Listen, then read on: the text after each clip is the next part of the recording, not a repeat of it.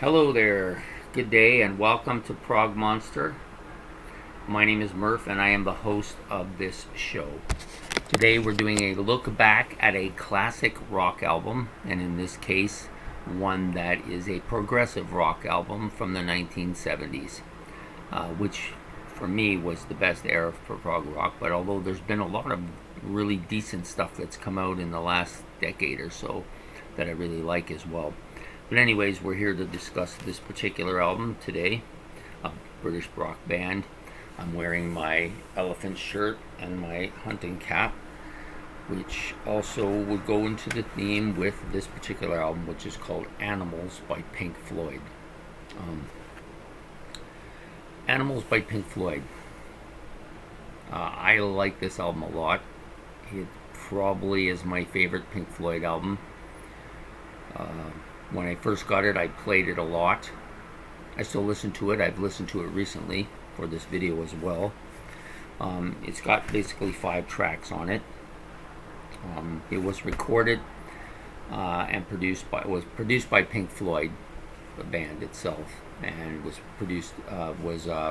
recorded at Britannia Row Studios in London, and released in January, I think it was January 21st, 1977. So it's got some years behind it, but it's still a great album.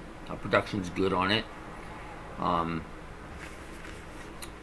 For the band, of course, we all know who the members of Pink Floyd are: Roger Waters, David Gilmour, Nick Mason, and Richard Wright. Each of them performs quite a bit on this album, of course. Vocals are handled by both Waters and David Gilmour. Gilmour has that voice, though, just really stands out. It's really kind of haunting, I think. Anyways, the tracks on the album include Pigs on the Wing 1, Dogs, Pigs, 3 different ones, Sheep, and then Pigs on the Wing 2. My favorite track on the album is Dogs, of course. The guitar on here is really good. David Gilmour is fantastic on this song. And, the concept of the album it's a concept album. And I think it was loosely based on George Orwell's Animal Farm, but instead of dealing with communism, I think it dealt more with capitalism. Basically the animals are picked to describe the different type of people in society, the aggressive, carnivorous type dogs of society, and then you've got your pigs who, in the Orwell movie, were the brains of the outfit and everything, and then you've got your sheep who are just mindless followers. So it really is a concept album based on that, and all the tracks are typical Pink Floyd tracks. Melodic, well conceived, well orchestrated, and the instrumental is good. I like a lot of the bass on this album. I think both Roger Waters and I believe Gilmour does do a little bit of bass on this, maybe one particular track. I can't quite remember, but anyways, it's a very good Pink Floyd album, and in this case, it's my favorite Pink Floyd album. And this was, I think, the predecessor just before The Wall, which is not my favorite Pink Floyd album. And maybe that album actually set me back a few years to getting into Pink Floyd. That's happened quite a bit with some music.